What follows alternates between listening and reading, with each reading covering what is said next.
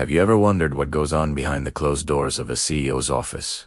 Late into the night, we often imagine them poring over spreadsheets, strategizing the next big move. But what if the light burning in that top-floor window wasn't for work at all?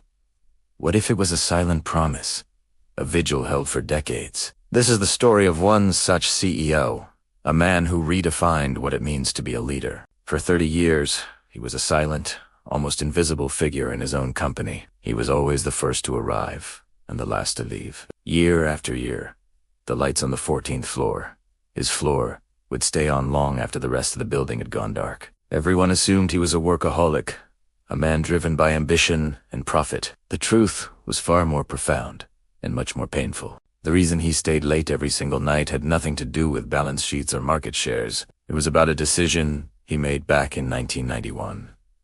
That year, the company had to close a factory. It was a tough, bottom-line decision, the kind of choice leaders have to make. But for this CEO, it wasn't just a number on a page. It was 412 lives, 412 families, 412 futures that were changed in an instant. 412 people lost their jobs because of a decision he signed off on. And he never, for a single day, forgot it. Kept a list, a simple paper list with the names of all 412 employees who were laid off. It wasn't stored on a computer or filed away in a cabinet. He kept it with him, in his desk drawer, a constant, physical reminder of the human cost of his leadership. This list became his silent companion, his personal ghost. Every evening, after the bustling sounds of the workday faded and the city lights began to twinkle outside his window, his ritual began. He wouldn't leave the office. He told himself he couldn't leave before them, before the people whose workdays had been cut short. It was an unrequested vigil, a self-imposed penance. He pictured them, going about their evenings, and felt he had no right to his own until he had paid his respects. He would imagine the factory floor, now silent and empty, and feel the weight of that silence settle in his own office. This deep sense of responsibility shaped his entire career. He became known for his quiet humility. He refused all public honors, turned down every award, and deflected any praise that came his way. When magazines wanted to feature him as a captain of industry, he would politely decline. How could he accept an award when he carried the memory of those 412 names with him every day? To him, true honor wasn't found in a trophy or a plaque, but in acknowledging the full spectrum of his decisions, the good and the devastating. His colleagues saw a reserved, perhaps even aloof, leader. They didn't understand why he shied away from the limelight that so many in his position craved. They couldn't know that every time he was offered a commendation, he didn't see a successful CEO in the mirror. He saw the faces of the men and women from the factory. He saw the welder who had been with the company for 20 years, the line worker who was saving for her daughter's college education. Accepting an award would have felt like a betrayal of their memory, a declaration that their loss was an acceptable price for his success, and that was a price he was never willing to pay.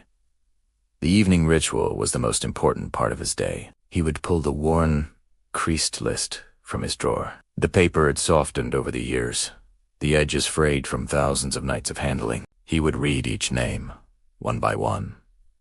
Michael, Sarah, David.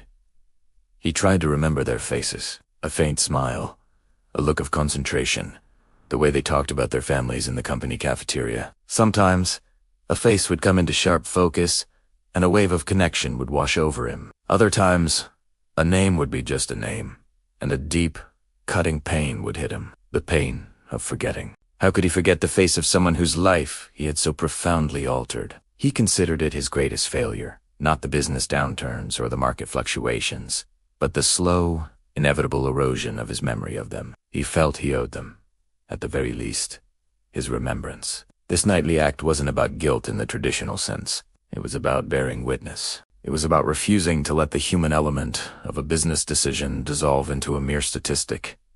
Decades passed. The company grew and changed, but his routine remained the same. First in, last out. The light on the 14th floor became a legend, a fixed point in the city's skyline. Then, the day came for his retirement. His office was packed up, his successor chosen. On his very last day, he walked into the empty space that had been his second home for 30 years. The city sprawled out before him, just as it had every night.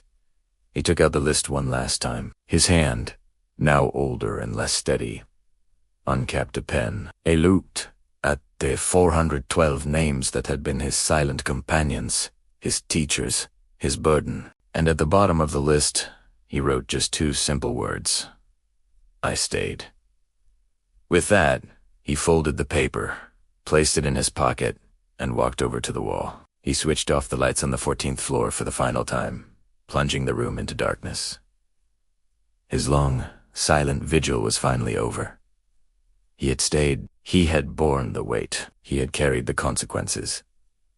This story teaches us a powerful lesson about leadership and responsibility. It shows us that true power isn't in the authority to make a life-altering decision. It's in the character to live with the consequences of that decision for as long as it takes. It reminds us that behind every corporate action, there are human stories, and it proves that not every light left on in an office is for work.